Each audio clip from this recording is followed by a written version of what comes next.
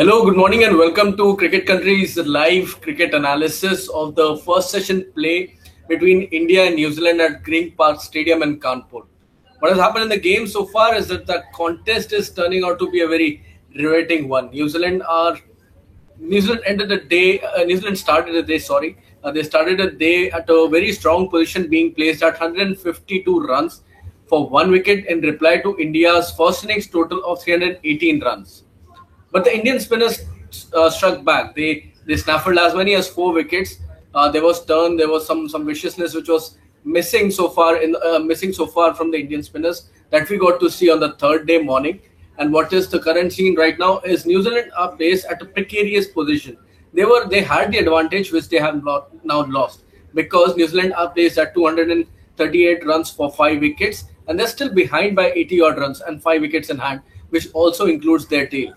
I'm Devarsit Verma from Cricket Country, and here with me is Suaji. We are here to discuss how the session panned out for both the teams. Right now, we can say the session belonged to India, and New Zealand are on the back foot. Yes, definitely they are on the back foot, and like expected, the pitch is playing its part too. And yesterday, towards the end of the second session, we saw the spinners getting purchase of the wicket, and now the Indian spinners have taken it to their advantage. And especially, I mean, what do you want to say about the ball that dismissed Kane Williamson? It was a fantastic delivery. It pitched outside the off stump and it spun back sharply into the batsman. He had no answer to it. Williamson batted very well, and so did Tom Latham. It was surprising to see Tom Latham missing out a straight one. Probably lapse in concentration, we can say that. But there were I guess two of the decisions of the New Zealand batsmen, the two leg befores, which we got to see today. One was of Ross Taylor, who got out for second ball duck, and there was Luke Ronchi, who was batting very well, but he went for a sweep shot. He missed a straight one from Ravindra Jadeja. Both the balls could have missed the wickets, but what we are lacking from the broadcaster is the ball tracking thing, which we get to see normally on the television, and that is something which we have discussed a little bit on the internet as well. Do you think those decisions were a little dicey, or were they spot on? See, they were not like plum LBWs, like we say. I mean, it could have gone either way. So I feel that in a way, especially with the Luke Ronchi decision, I think the ball was going away, and he was unlucky. He was playing so well. I mean, New Zealand had lost three quick wickets, and he had steadied the ship along with Mitchell Santner. He did all the hard work to get to 38, and then I think he was a bit unlucky. But then again, we are seeing this after watching multiple replays. But at the first instance, it did look that it hit the front pad. Actually, front pad, exactly. It didn't appear that Luke Ronchi's wicket, it was hitting the back leg, which it did eventually. But we'll discuss a little bit about the Ross Taylor's dismiss as well, because that was a moment which gave India, which opened the gates for India back into the contest, because India got the second wicket in a very quick succession on the third day. But the ball, to me, I think it was drifting down the leg. It was angled into the batsman, and it would have probably clipped the leg stump, but it was not actually plumb. It was not actually plumb, but had there been DRS, I mean, it could have gone in Jadeja's favor, considering the umpire's call. Correct. But then, again, I mean, it could have gone the either way. So, I mean, New Zealand were a bit unlucky, but they would have expected Ross Taylor to come out and help them out. And once Ross Taylor and Kane Williamson both were out in succession, New Zealand were in the back foot. Correct. Let's discuss a little bit about about Indian bowling. India selected two fast bowlers and two specialist spinners. They have also tried out Murali Vijay and Rohit Sharma into their bowling so far. Both Vijay and Rohit Sharma, they have not got any wicket. But what it has shown us is India probably are missing the third spinner, because in the first session there was only one spell given to either of the fast bowlers. It was Umesh Yadav.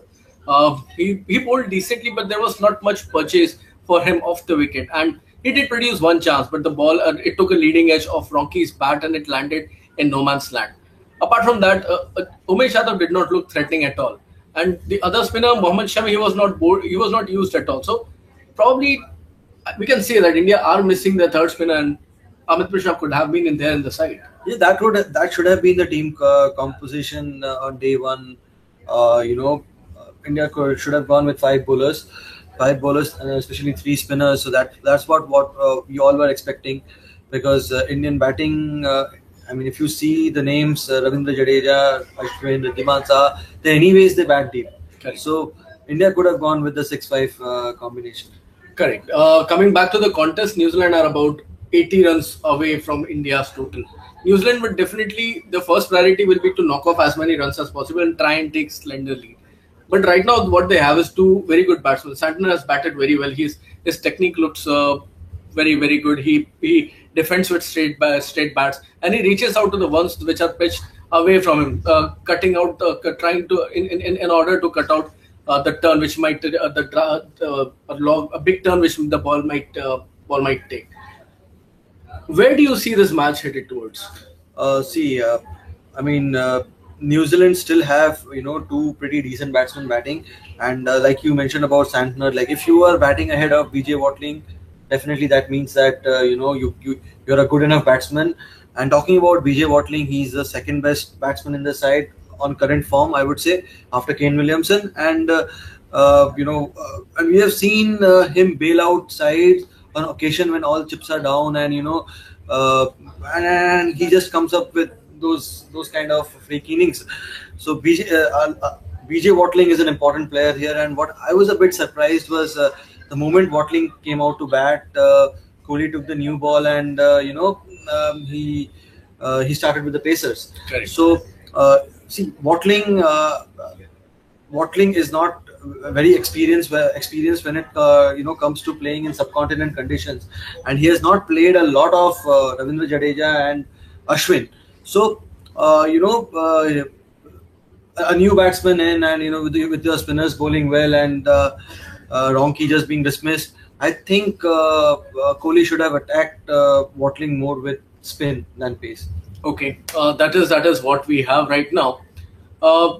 From India's perspective, India will try and snaffle the remaining 5 wickets as early as possible, and not allow New Zealand to reduce the lead, because a 50-run lead will give India some slight of moral advantage. India may add 200, 300 odd runs and set New Zealand a target which may look very daunting. But for New Zealand, every single run will be important, because if they get close to India's target, they will land up themselves in a position where they can see that both the teams are at the same level. So this is all we have for this session right now. We are waiting for the second session to begin, which is about 15 minutes away from now. Keep following Cricket Country. We'll be back with the analysis of the second session's play, which will be around 2:15 in the afternoon today. That is all we have for now. Thank you. Thank you.